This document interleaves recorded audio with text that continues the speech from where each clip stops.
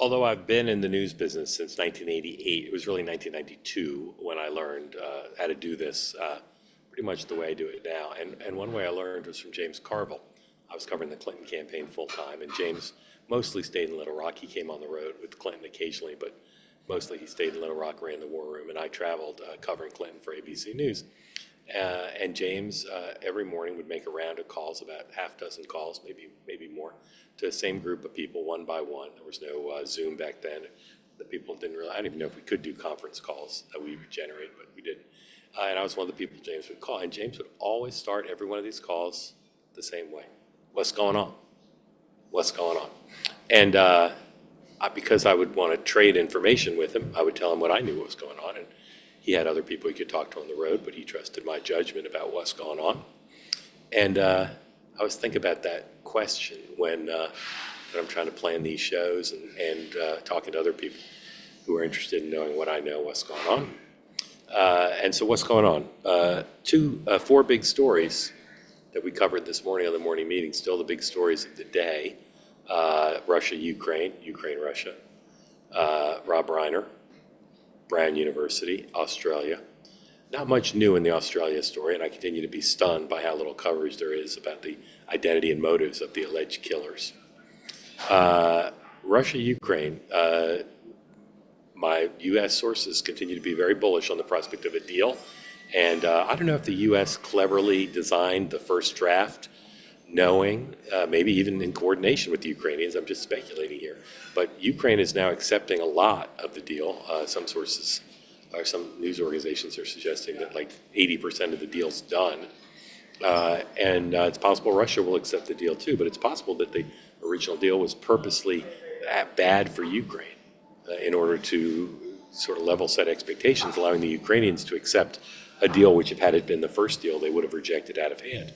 But those meetings continue. There's a dinner, I believe, going on now, or maybe just ended, between the U.S. delegation, Witkoff and Jared Kushner, and the Ukrainians, and maybe some Europeans. And they're going to continue to meet. Maybe one report I saw said they're going to meet in Miami with working groups, particularly at the military level, to go through in a granular way some of these issues. But we can say today, based on the totality of what we know, something we've been able to say for about 2 or 3 weeks now, which is we are closer to a peace deal than we have been since the war started.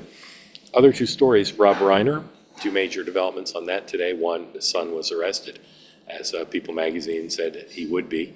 And President Trump did something today that has really outraged a lot of people, including some of his biggest supporters. And we'll talk about that, his social media posts, which we read on the morning meeting, but which has reverberated all day, his lack of grace, peace, love, and understanding towards the Reiner family. And then on Brown University, still no suspect. They released another video, but all the mysteries remain about why it is they're so certain no one's in danger in the community if they don't know who the alleged assailant was. And still no clear motive, and obviously that's likely to come with the establishment of who did it. So those are the 4 main stories. There are some other things out there that we'll talk about today. 2 great guests, Steve Elmendorf and Matt Gorman. They've been here before. If you don't know them, you should, but they'll be here in a moment to talk about all that with us. And as always, we want to have you be part of the conversation. So if you're here on the platform, please raise your hand if you'd like to get in on the conversation. We'll have time for, I think, a lot of questions for you today. There's not as much sound to play for you as there sometimes is. And we're also going to ask you not put smack in the chat, perhaps in observance of concern over the Reiner family and the tragedy, and continues to be an outpouring of support from most quarters for the family, and the unspeakable horror of a son allegedly killing his parents is something that's quite upsetting, obviously, to so many. All right, quick word from Cozy Earth, and then to your great panel tonight, Steve Elmendorf and Matt Gorman, and we'll run through all the news.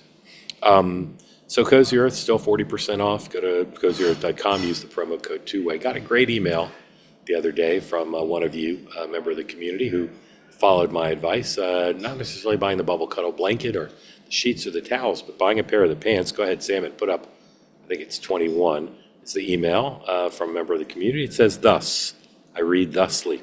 Hey, Mark, one of your longest running fans here in Europe, always worried about having my wallet, passport swiped Usually I put them in my front pocket, which helps a bit, so they can fall out when you sit down.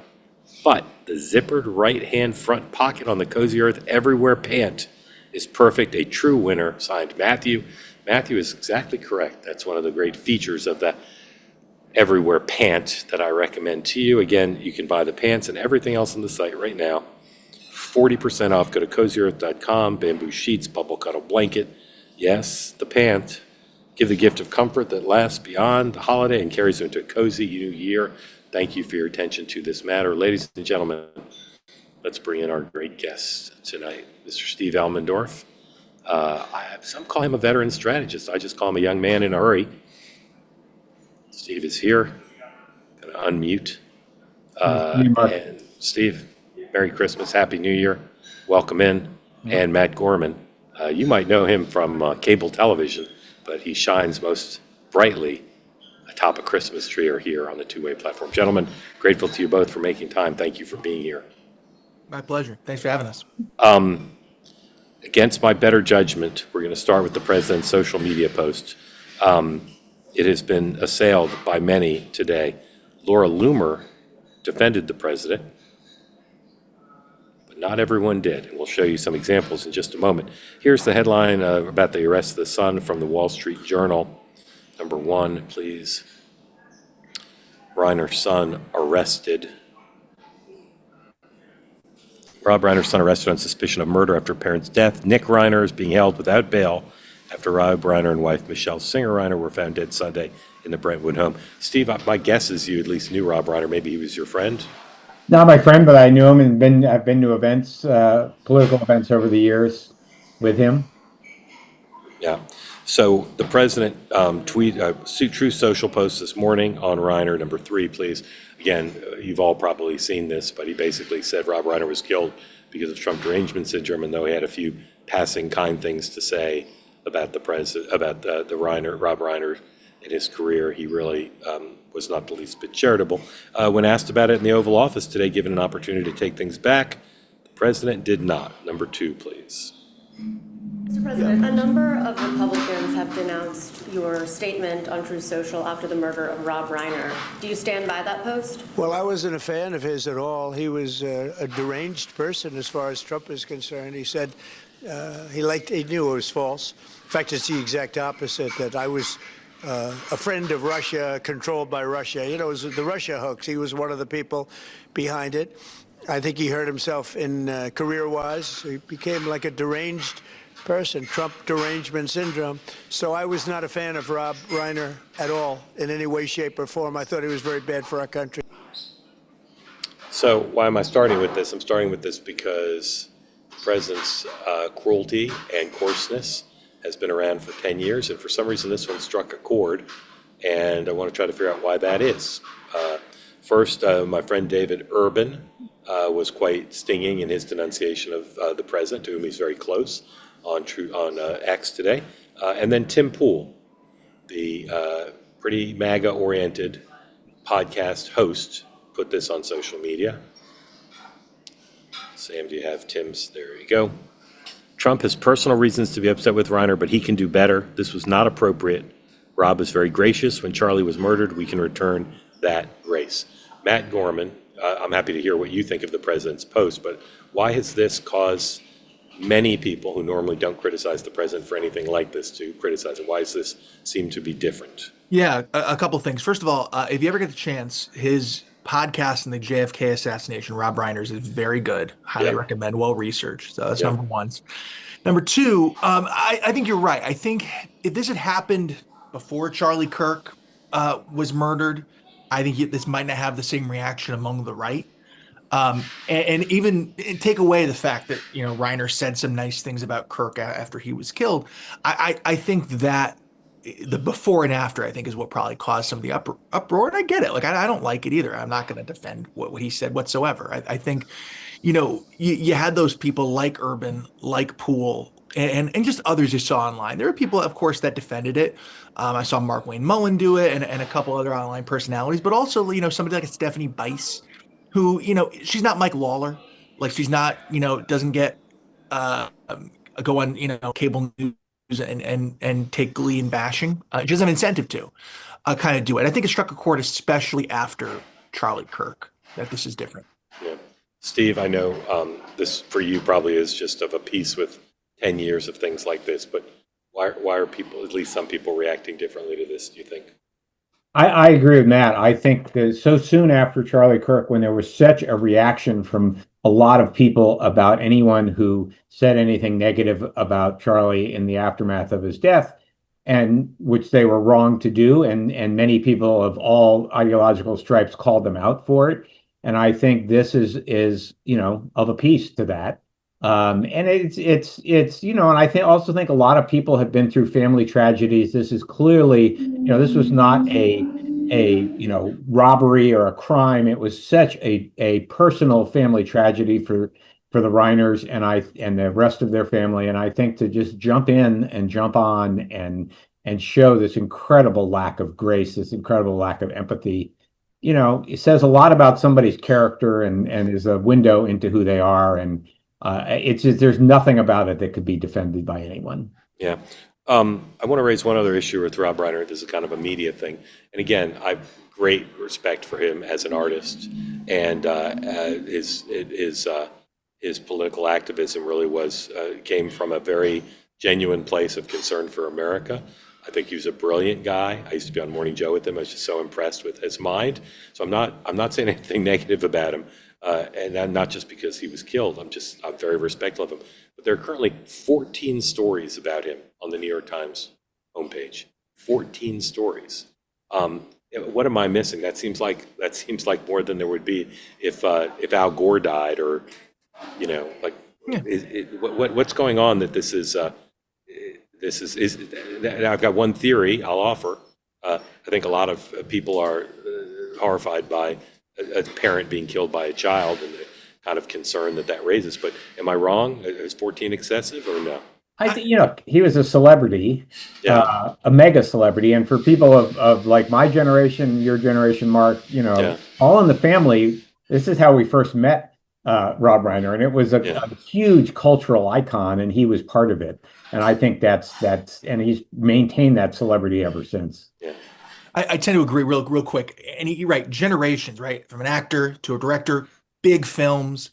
I think obviously the brutal and kind of notable way that he died, right? It wasn't, it would never be okay. It wasn't like a heart attack. It was a very brutal thing. And also, let's be honest, it's a slow time of year for news as well, right? I always love looking at, in the attic, I discovered this newspaper when JFK was killed. And, I forget who they are, but I remember seeing two very notable people died on the same day as JFK. And it doesn't, it didn't even make page one. Yeah. But the fact that the holidays are slower, and so it tends to get more coverage.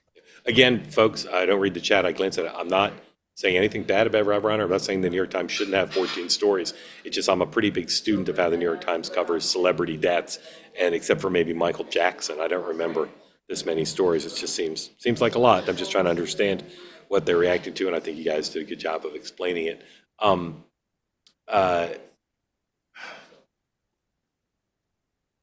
Well, there's a lot more to say about Rob Reiner. Maybe we'll talk more about it tomorrow.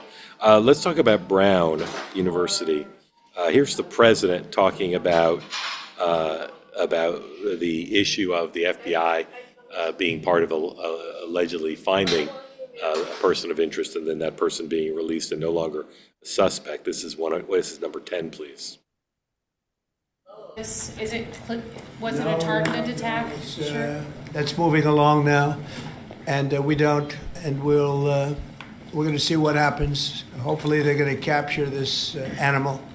Hopefully they're going to capture it. Has Kash Patel told you why it's been so difficult for the FBI to identify who the shooter is? Well, it's always difficult. So far, we've done a very good job of doing it with Charlie, with, the various times this has happened. They've done it in pretty much record time.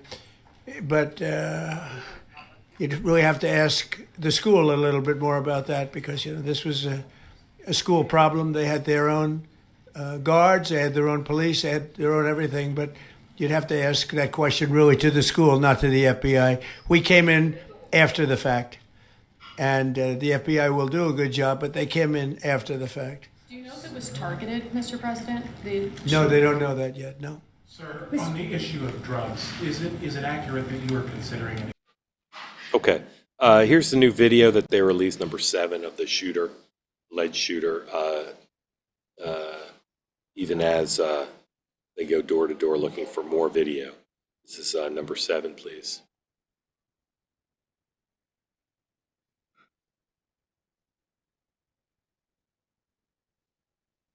Okay, and here's number 11. This is a tweet from J.D. Vance about one of the 2 people who was killed, a young woman from Alabama who was a senior person in the college Republicans on campus. This beautiful young girl was one of the murdered students at Brown University. It takes special courage to lead an organization of conservatives on a left-wing campus, and I'm very sorry our country has lost one of its bright young stars. Eternal rest grant unto her, O Lord. First of all, Steve, anything you want to say about the Brown situation before I ask you guys another media question? Well, I just say I think one of the unfortunate things about law enforcement from the Trump administration of recent is that they seem to want to get on X/Twitter sooner rather than later. And I just think everybody should, the kind of information in a tragedy like this, in an ongoing investigation like this, that you put out if you're a high-ranking government official is followed very closely. And you should be extremely careful about what you say, when you say it, and make sure it's accurate. And I think they've been a little sloppy. It's a tough situation, but I just don't think you have to run to X or Twitter immediately and show that you know something. And that's true for any elected official, for any high-ranking law enforcement official. And I wish everybody would just be a little more careful. Amen. Matt? No, I mean, I was perplexed today when I saw on Twitter, the the Rhode Island governor or Brown president, I think it was Brown president as a woman, was asked, what were the students doing in the classroom? Was it a class? Was it a club gathering? What was it? She said, we don't know.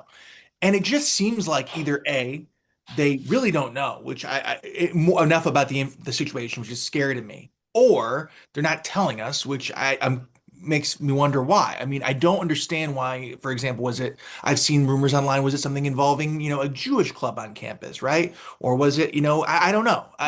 And so I think there's a lot of unanswered questions. And candidly, I think it's on the media, right, to uncover this a little bit. And I feel like we spent more time talking about a Rob Reiner tweet today than we did about these massive Bondi Beach and certainly the Brown stuff where, and that's a little concerning. Yeah. Okay. Again, I'm not denigrating the celebration of the 2 young people who were killed. The vice president also tweeted about the second person. But I look at the major East Coast newspapers, and they're filled with long profiles of these 2 people. I'm not saying they never do it, but I'm struck by the amount of coverage already of 2 people who died in an Ivy League campus, as compared to people who get killed in Chicago every weekend. People get killed in mass murders in red states. And if you guys want to comment on that, you can.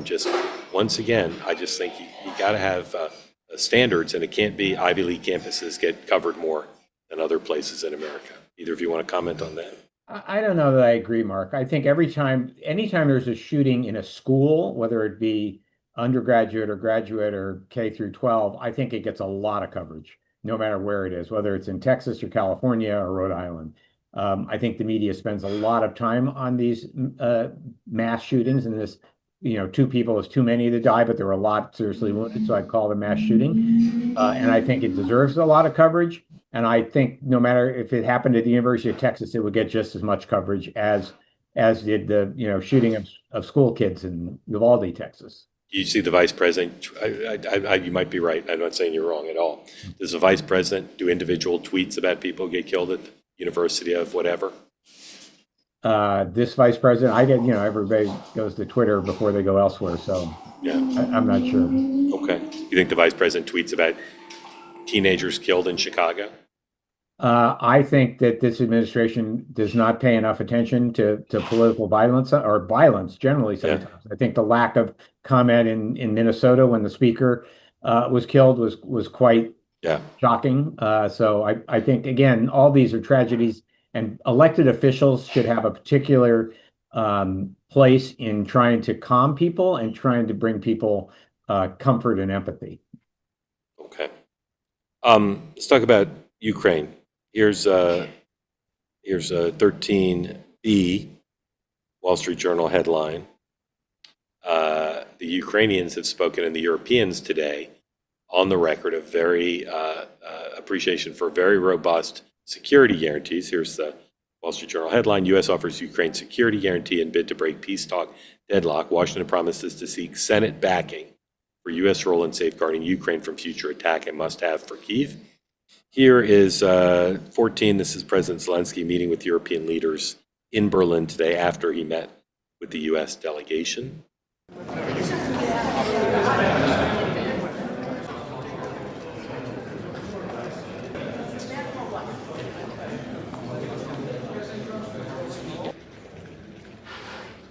There's what we call the class photo. Here's President of the United States talking about the prospect of Ukraine giving up territory as part of a settlement. Number 15, please. Mr. President, follow up there. An Article 5-like deal seems to be emerging without NATO membership for Ukraine. If such a security guarantee is offered, what incentive is there for Ukraine to give up any sort of territory? Well, look, you have, they've already lost the territory, to be honest. I mean, the territory is lost. But in terms of security guarantee, we're working with Europe on it. Europe would be a big part of that. And we're working on the security guarantee so the war doesn't start up again. Okay. Matt, where are you on the prospects of a deal at this point? I mean, I feel like that Thanksgiving deadline came and went. We'll see. I mean, I don't think anyone who's telling you that it's not realistic for Ukraine to get back territory that they're not currently in, I think is not being honest about the situation. There's going to have to be some give and take, and that's why the security concerns come in. I guess I'm bearish on this whole thing. Now, I will say, I feel like every time the Europeans get involved, they tend to muck it up, right? The Germans were the ones shortly after Alaska, I think that or right around Alaska, that tended to screw it up with the demands of the ceasefire. So the fact that the Europeans are not involved in the nitty gritty of this gives me a little bit of encouragement. Steve, I think, like, Donald Trump is not hiding his position here, right? I mean, on this and multiple other issues, he's made a determination that the European alliance and the European security and economic alliance we've worked on for 50 years is not important to him, and he has a different position, and he's articulating that position quite, loudly. There's a significant number of Republicans in the Senate, led by Mitch McConnell and others, who disagree with him. And I think that, it's going to be very hard to get a deal when Trump is basically ceding to Putin.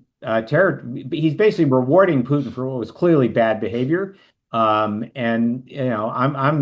bearish on where this is going. I just think, it's going to grind on for a while because I don't think you can reward Putin, and I think Trump is unwilling to cross him, unfortunately.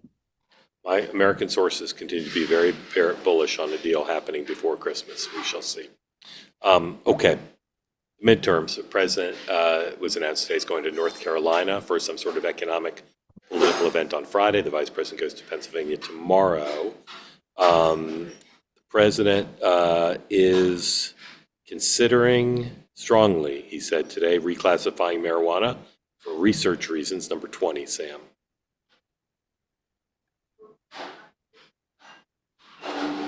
Accurate that you are considering an executive order to reclassify marijuana? We are considering that, yeah. Okay, are you planning? Because a lot of people want to see it, the reclassification, because it leads to tremendous amounts of research that can't be done unless you reclassify. So we are looking at that very strongly. Steve and Matt, you're both asked, as I am pretty much every day, by some relative, client, customer, shopkeeper, who's going to win the House majority after the midterms. Steve, what's your current answer and why?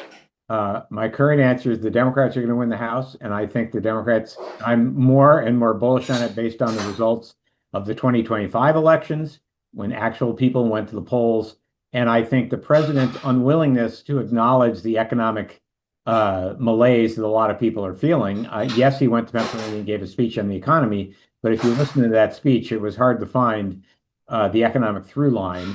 And so I think unless he really focuses on what he's doing to make the economy better and gets off redesigning golf courses and building arches and tearing down the East Wing and solving world wars, I just think he's not on point, and talking about Rob Reiner. I mean, he should be delivering a message every day on affordability. He's not, and the Democrats have succeeded in putting healthcare front and center on the table, and he's not answering that question either.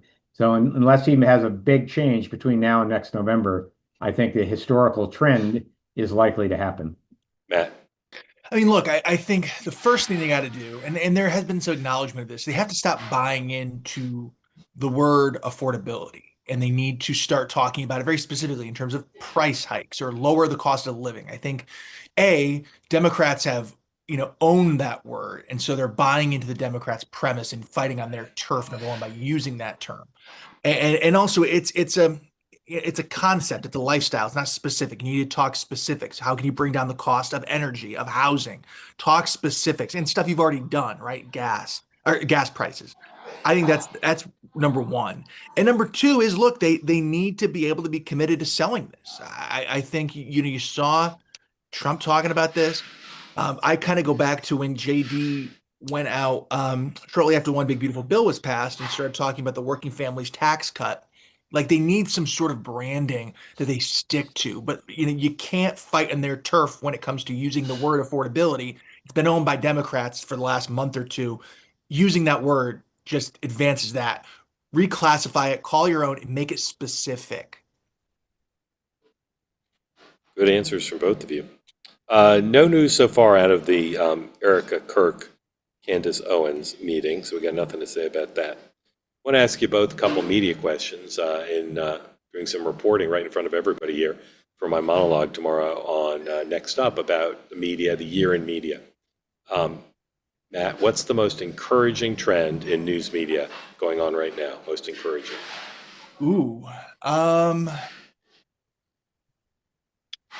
I will say for the most encouraging trend is cable news is getting back a little bit to what it was pre-2015, where all 5 blocks of a show aren't all politics. It's a better survey of the world. And I think that's healthier for everybody. I feel like we got way too deep into the first and second Trump presidency, where it was all politics all the time and it was all consuming. Remember, cable news before Trump was, crime, missing white girl of the month, shark attack. It was a little bit more eclectic view of the world, a little bit healthier, in my opinion. Steve. I actually think a plethora of outlets that are developing similar to what you're doing, what Chuck Todd is doing. I mean, you go down the list, the various people who've left legacy media and created new things is all a positive. I think it shows that there's a thirst for content out there. People want to get it in different ways, and that many different voices are being given the option. And if they can't appear on CNN, they can set up their own thing and get on YouTube and become a thing and a voice. And we all get to decide what we want to listen to. I think it's also an acknowledgement that trust is fundamentally broken, right? I think whether it's Barry Weiss, CBS, stuff like this, I think to piggyback off Steve's thing, I think it's actually pretty good. There's no denial anymore among the mainstream media that something is fundamentally broken, and they can either try and fix it in-house, like hiring Barry at CBS, or folks, splinter off and do their own thing like you're doing here, and others had to varying success. But acknowledgement's the first step of changing in anything. I appreciate you both mentioning two-way. I'll ignore the comparison to it being a splinter. Not sure I like that metaphor. A question again about the media, news media, drawn from John McLaughlin. Steve, who's destined for media oblivion in 2026? Who or what will fade away or disappear in terms of media in 2026? I think unfortunately, I think that local news is struggling. which is, I think it's great we have all these voices and this national discussion, but I think we need stronger local media. I think we need it both to hold elected officials accountable, local elected officials, and to give people, information about things that are happening locally. So I think it's unfortunate that the economic model for that seems to be struggling. Matt, who's destined for media oblivion in 2026? Yeah, I tend to agree. And I think also, best way to put this is people using mainstream media to tell their story. I mean, we've seen this over and over again, right? But like politicians, corporate leaders have become so risk averse. If they want to get a message out, either in a time of crisis or define themselves, they're either going to do it on own channels, right? Their own X feed, their own YouTube channel, or go with friendly people where they know the risk is extremely minimal. Okay, one pair or two pairs of questions for the guys, and then to your questions. So please raise your hand if you want to get into the conversation. Steve, what politician will become a media star in 2026? Who hasn't been considered a media star up until now? What Democratic politician? Well, I don't know how you define a media star. Someone who will be a media darling, who will get lots of positive coverage in 2026. Hakeem Jeffries. Matt. I will say this: if Shapiro on the left keeps up the way he has been, like his response to Kamala, I thought was very good, didn't come off trite. He's going to get a lot more ink, and he has the potential to usurp Gavin on the winner of the year people don't vote contest. Steve, what Republican? I would disagree. I wouldn't put. I love Josh Shapiro, but I wouldn't say Shapiro on the left. I think Shapiro is doing it. One of the reasons why Shapiro's in Mark's top 3, I guess, or top two, is I think he has found a lane that is not just left, but a lane that is, as he said, GSD, get stuff done, and work with Republicans to get it done, and work across the aisle. And I think the other lane that Gavin Newsom has done a great job in, if you want to be in that lane, is I'm just going to punch Trump in the face all day long. Steve, what Republican will become a media star in 2026? What Republican? I'd like to say Spencer Cox, having watched him the other day, but I. All right, that's a common answer. Matt. I could see a couple people. I think if Wesley Hunt manages to make it out of this tough Senate primary, I think in March next year, again, tall task, incumbent Senator John Cornyn, he could be somebody that I think gets national attention. Okay, last question. What Democrat exhibited the most knowledge of how the media actually works, the whole media ecosystem, cable, broadcast, social media? What Democrat exhibited the most sophisticated understanding of how the media works in 2025, Steve? Josh Shapiro. Interesting. Matt. Two ways. Gavin, in terms of he knows what gets coverage and how to position himself vis-a-vis Trump. But for the normie, regular person, Shapiro, showing up on College Game Day on ESPN, understanding that how to do that and do it authentically, I'll give him credit on that. All right, my answer is Ro Khanna. Steve, what's the answer for a Republican who exhibited the most sophisticated understanding of how the media works? Republican. Well, I just think Donald Trump should get the award for life. I mean, there's just nobody who has dominated and manipulated the media for as long and as consistently as he has. Okay, Matt. I mean, look, I think Trump is probably the easy answer, but let me only exclude him for a minute, right? Because it's different. How do you exist in Trump's wake and utilize him to whatever message you want to get out? I think Vance and Rubio have done a very good job, and I think also, look, much of like this in the VP contest, they were using traditional channels to push a message and do it effectively, right? They weren't letting the host or interviewer dictate it. I gotta say, I think Scott Jennings does a really good job too on CNN. I mean, look, most folks aren't watching CNN at 10 p.m., but they know of Scott Jennings because he knows how to, really delineate himself and differentiate himself on social media with those clips. The correct answer we were looking for was Matt Gorman. Matt Gorman was the correct answer. All right, quick word from a sponsor, then to your questions, ladies and gentlemen. If you're looking to get a life insurance for your family, Ethos is an online platform that makes getting life insurance fast and easy to protect your family's future in minutes, not in months. Ethos helps provide financial security. Protect your family today with life insurance from Ethos. You can get a quote in as little as 10 minutes. Application times may vary, rates may vary, but if you're the breadwinner in your family, now's the time to make sure that your loss of income is covered for things like a mortgage or tuition or other bills.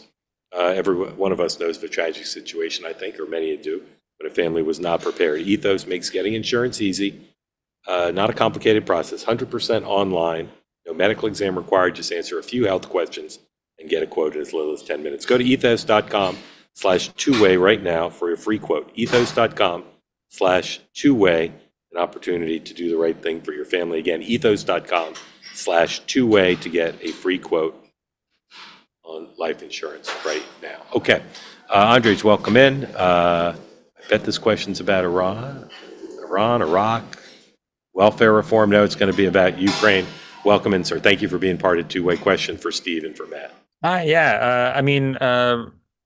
We're both getting whatever our sources are telling us from Berlin, the Miami continuation. If you're being bullish about things being signed, the one big question is, the people at the table don't include the invading army. So we're still a long way off in terms of what could be signed.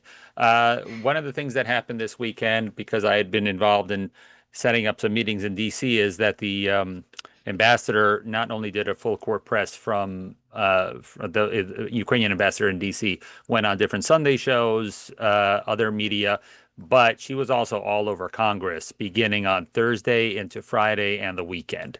So one of the main points about this peace process is Ukraine isn't going to agree to anything with a half-baked kind of security guarantee like they got for their nuclear weapons in 1994.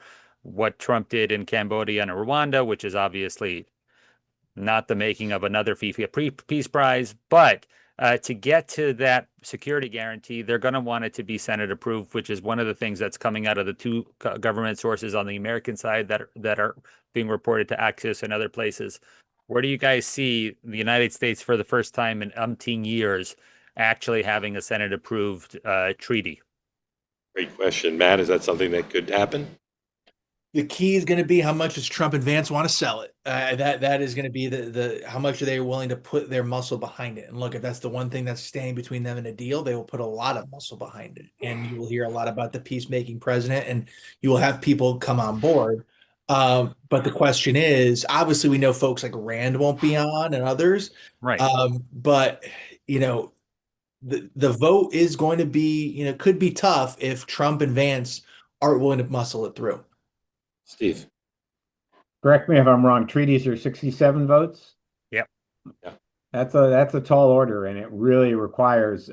Obviously, it would require the president, but even with the president leaning in, you still have to get a bunch of Democrats to get to 67. So I think it's in this dynamic, it's hard work, and it would require some real muscle. Yeah. Great question, Andre. Thank you so much. Grateful to you. Alan, welcome in. Tell folks who don't know where you are what's on your mind for Steve and for Matt. I'm in Tallahassee, Florida. Thank you so much for having me, Mark. Nice to see you, Steve and Matt. I want to let everyone know I'm a Trump supporter, and that Truth Social post was embarrassing, honestly. I'm a big fan about Reiner. About Rob Reiner. It was embarrassing.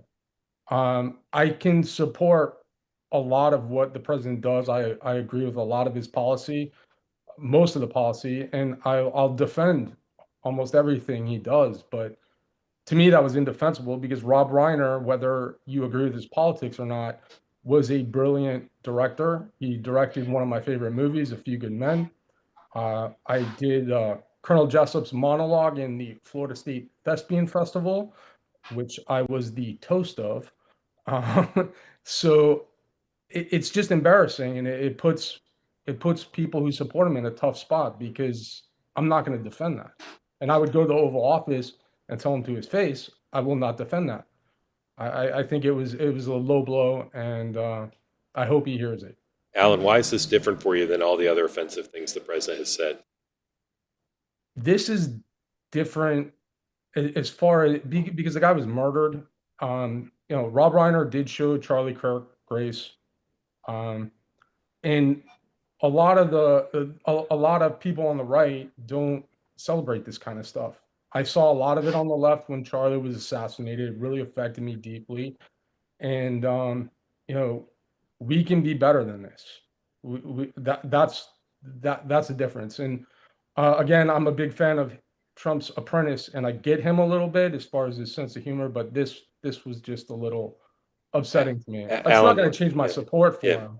If the president called you and said, Alan, what was wrong with what I did, what would you say?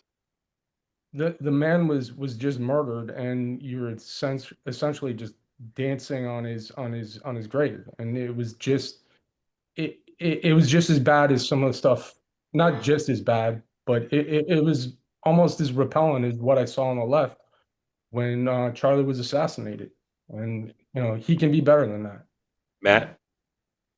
No, I mean, I get it. I guess, and look, I get it, and I said what I said at the top on it. I guess where I am at is, I wonder, are we gonna be talking about this in a week, right? Like, are we gonna talk about this in 2 weeks? I feel like how he's been in the political ecosystem for over 10 years now, and I feel like we've been through so many of these sorts of cycles, and it gets resets in a week, and we go on, and unlike previously, we're not voting for him again, right? And as you said, it's not going to change your support of him.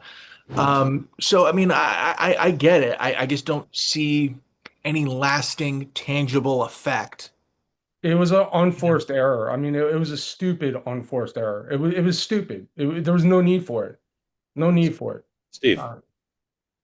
I agree completely. I think it's one of the reasons why, as we go to a midterm election, for Trump to be successful, for his party to be successful, he's got to move his numbers and start to capture some people beyond his pure base. And I just think this is the kind of thing that turns people. Somebody could agree with them on tariffs or could agree with them on economic policy, and they hear this and they shut down and they don't want to listen to him. And so I think it's look, it's self-harmful to him.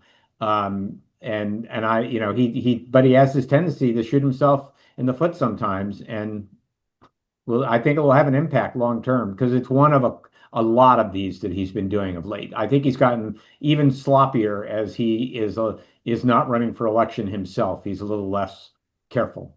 Alan, thank you. Really well said. Grateful to you. Ray from Ohio, welcome in, sir. What's on your mind for Steve and for Matt? Thanks, Mark. This is not going to have any impact on Trump whatsoever, for exactly the reason Alan just said. He said something that I didn't like, but I'm still going to support him anyway.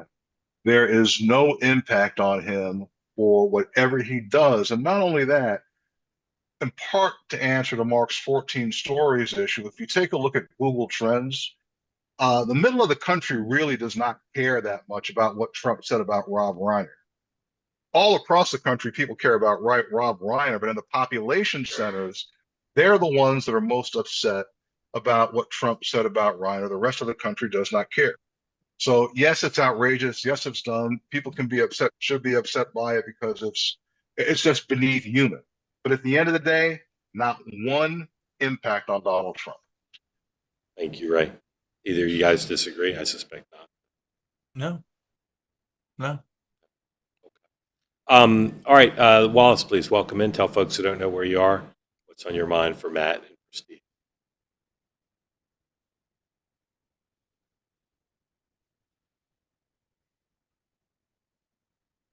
Unmute. How's There you that? go. Can you hear me now? Yes, sir. Thank you, Mark. Wallace Wood from California. I'm a registered independent. Always been a Republican. I'm a staunch Trump supporter. But today, I at least wanted to pay tribute to Rob Reiner. His politics, I thought, were divisive. Seemed over the top, but he was a great artist. He was a great actor. He brought a lot of joy and happiness to a lot of people. I loved it in many of his movies. I think my favorite was Stand By Me. And I think what happened to him was very tragic, not just for him, but his family and all his friends. So Maybe I just thought, that this is kind of light, but I thought maybe Mark and your two guest hosts, ask you to what your favorite Rob Reiner movie was. Yeah, thank you for that, Matt. I haven't seen a ton of them. I'll be honest. A Few Good Men is probably the one I saw and the one I liked most. He was great, obviously, in All in the Family too. And like I mentioned, the podcast at the top, which you can still listen to today. But those would be mine. Steve. I just loved Meathead and All in the Family. I just thought it was such a moment in Yeah. our culture. The show Archie Bunker. I mean, it's all, if you were go back and watch it, a lot of it's relevant to today, I think. And I just think that it was an amazing cultural moment, which is, I think, one of the reasons why this has impacted a lot of people. Wallace, I'll stipulate in advance, I'm joking when I say this. There's a lot of problems in America today, drug addiction and our education system and wars around the world. But to me, the biggest problem is that anybody would think the correct answer was anything but This is Spinal Tap. All these other Rob Reiner films are fine, but This is Spinal Tap is American life defined. Now, it's like asking me for my favorite Beatles song. Although This is Spinal Tap, I think it's phenomenal. But every one of his top 10 films, and again, as other people have pointed out, the fact that he directed so many films from different genres is quite Exactly. something. Yes. Quite something. Yeah. He had that string of maybe like 6 hits in the 80s, and they were almost every one was from a different genre of movie. Yeah. Kind of incredible. Ross, thank you. Really appreciate you raising that. Little news on the Mark Kelly front. Several organizations reporting that the Department of War is now escalating its investigation into Mark Kelly around the question of the video that was made telling people in the armed services that they have an obligation not to carry out illegal orders. I don't know if I enunciated that well enough. Illegal orders is what they said in the video, but somehow the Secretary of War is turning that into something that could cause him some disciplinary action.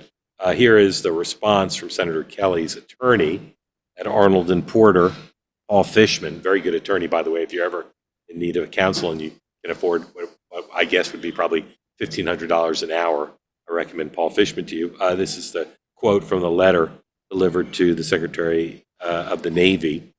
Quote, if the executive branch were to move forward in any forum, criminal, disciplinary, or administrative, we will take all appropriate legal action on Senator Kelly's behalf to halt the administration's unprecedented and dangerous overreach. Steve, do you think this is going anywhere? No, I don't think it's going anywhere. And I think all they're doing is elevating Mark Kelly and giving Mark Kelly a platform, which I think is fine. But, you can go down all the legal reasons and the fact that members of Congress and senators have a protection for speech beyond what we all do. It's another, they should have let the issue go away, and instead they've elevated all the people and they're making them into icons on the left. Matt. I think this is one of that benefits both people on either side, right? It's clearly the Hegseth team views that elevating Mark Kelly is beneficial to them picking this fight, but also look, Kelly's getting on and being more interesting than he ever was, which was not very interesting before this. And the knock on him during the VP with Kamala Harris was he doesn't have a good personality. He's just kind of blah. So it's one of those fights, which there are many. The Gavin Trump fight over the LA National Guard was another where it works for both in their respective audiences. Yeah. At the risk of being accused of turning everything into a prism to look at of 2028, which of the Arizona senators do you think is more likely to be the Democratic presidential nominee in 2028? Both are now discussed as possibilities. Steve, who's more likely? Gallego or Kelly? Paul, I think they both have a lot going for them. I'd say Mark Kelly. Okay. Matt? Probably Kelly. I would agree, Kelly. Yeah. Okay. Another word from another sponsor. Again, if you want in on the conversation, please raise your hand. 30% off now off everything on the chefiq.com website with the promo code two-way to get their Chef IQ Sense. It's a wireless cooking thermometer that you can use to cook better, easier, rely on the wireless thermometer and the adjoining app to know when to take something out, when to turn it, how long to leave it cooling after it's done cooking. Pop in the sensor, tell the app what you're cooking, and Chef IQ does the rest. It is a great gift for everyone in your family who's either loves to cook or maybe needs a little help in cooking, or buy one for yourself. Again, best sale possible that they've had. Go to chefiq.com, use the promo code TWOWAY for 30% off. Again, that's chefiq.com. Promo code is TWOWAY. It's available now. Act quickly to get a gift for those on your list who love to cook. Again, chefiq.com. Use the promo code TWOWAY to get the Chef IQ Sense and everything else on the site at an astounding 30% off. Another look at the video from Providence of the alleged shooter. This one's a little bit better view. You can see that authorities released. Go ahead and play that, please. On the sidewalk of Benevolent.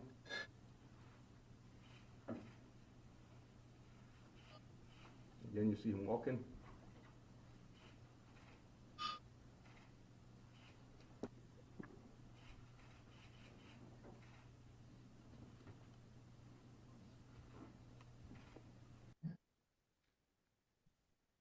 Matt, past and prologue and thinking about previous cases. This is a weird one for a variety of reasons.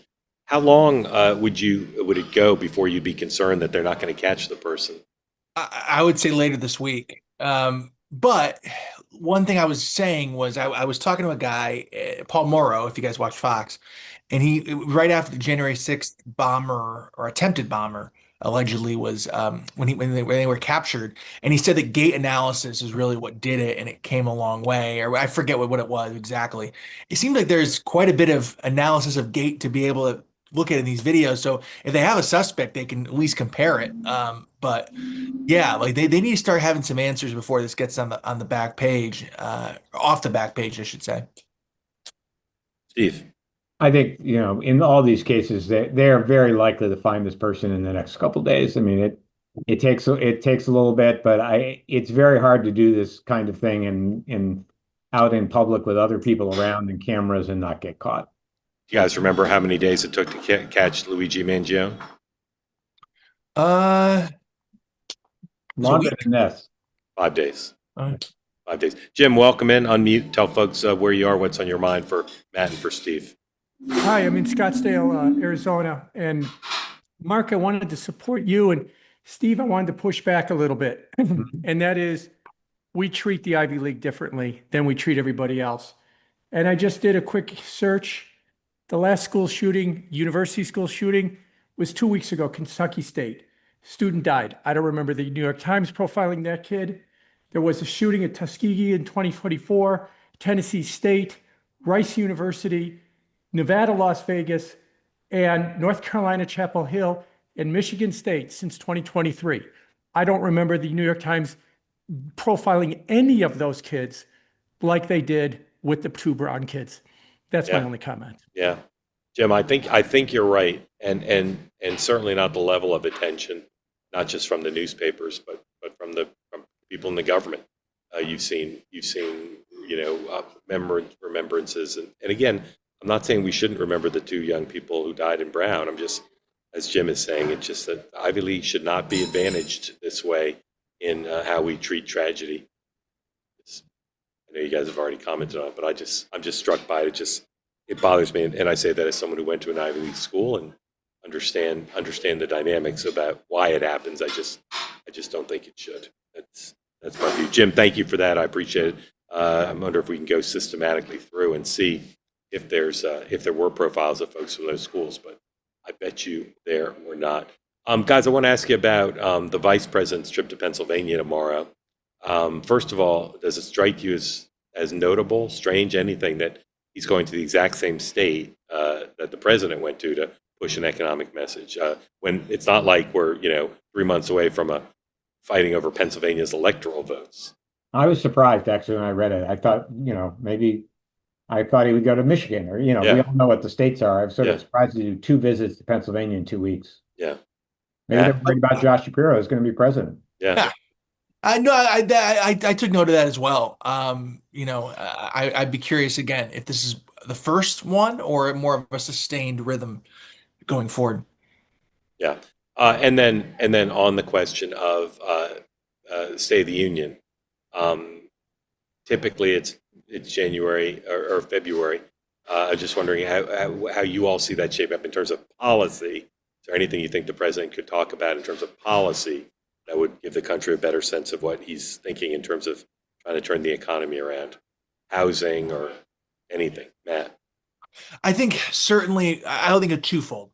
I think within the speech and around the speech, you'll see rollouts of certain policies, right? I think they recognize they need to do this when it comes to the cost of living and lowering prices, lowering costs, right? That's number one. I also think, and I know you're very bearish about the Ukraine stuff now. We're bound for some statecraft. I mean, look, this is his first true State of the Union since taking office. He's bound to have something right around that time of serious consequence of an accomplishment, I believe. Steve, are you picking up anything on the policy? Not yet, but look, there's a pretty tried and true formula around State of the Unions that everybody does.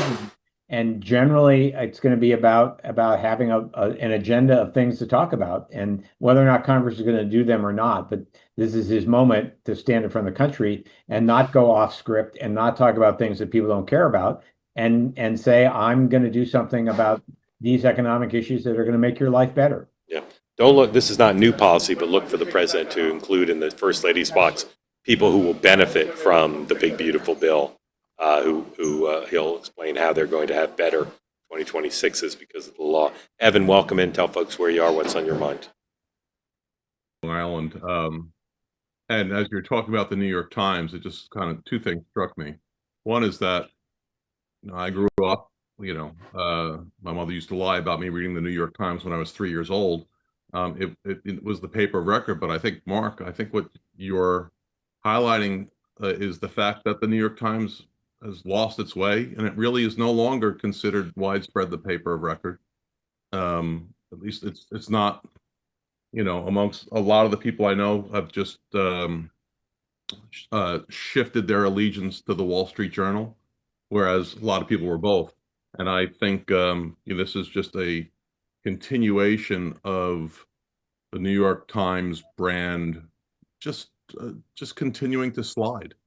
And some of it you understand. Some of it, listen, if it's sadly, if there's another 3 kids murdered in Chicago over a weekend, maybe that's just considered a slow weekend. And as unfortunate as that is, and you don't cover every horrific event.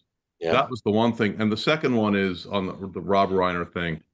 I just Trump, every time when he opens his mouth, I'm really repulsed, even though I'm not necessarily repulsed by his policies. But the ultimate irony here would be that if the outrage that results from this comment by Trump somehow led to his reduction in popularity, it would be like the ultimate justification for Rob Reiner, right? That there's nothing he detested more than Donald Trump, or at least his policies. I don't know how much he detested him personally. I take a pretty good guess. But that being said, if this causes some kind of groundswell of Trump has finally crossed the line, which I would never bet on, there'd be a certain level of irony to that, given the opposition they've had towards each other for a long time. True that. Very good point. Evan, thank you. Gentlemen, grateful to you for being on as always. Steve and Matt, thank you both. Can I ask you a question, Mark? Yes, sir. Where are you? Like you're in a booth at a steak joint or what? It'd be awesome if I was waiting for my stuffed baked potato. I don't know if you can hear the announcement behind me? Yeah, are you at a train station? I'm at Ronald Reagan National Airport, DCA. In a fancy lounge? I'm in the Delta Sky Club. Okay. When you walk into the Delta Sky Club in Reagan, there's a little room right when you walk in. Yeah. And I've done the show from here before. Typically, when I set up, there's about 4 other tables. Nobody ever sits in here with me. It's my private studio. That's where I am. Right. Gentlemen, thank you both. Grateful to you. Thanks so much, guys. Folks, turn over right now. Lifelong with Ethan Suplee is available to you, streaming live. Lifelong, great program about physical fitness, personal health, and how to live a lifestyle that will allow you to do what Ethan's done, which is not just lose a lot of weight, but learn how to live in a healthier way. His guest, Tyler Smith. Tune in right now, 7 o'clock Eastern. Watch that. participate in the conversation. And then I'll be back tomorrow at 9 a.m. Eastern Time with the morning meeting and a new episode of Next Up tomorrow, which I'll tell you about in the morning. Thank you all for watching, for being part of the two-way community. Very grateful to you. Have a good evening. See you in the morning.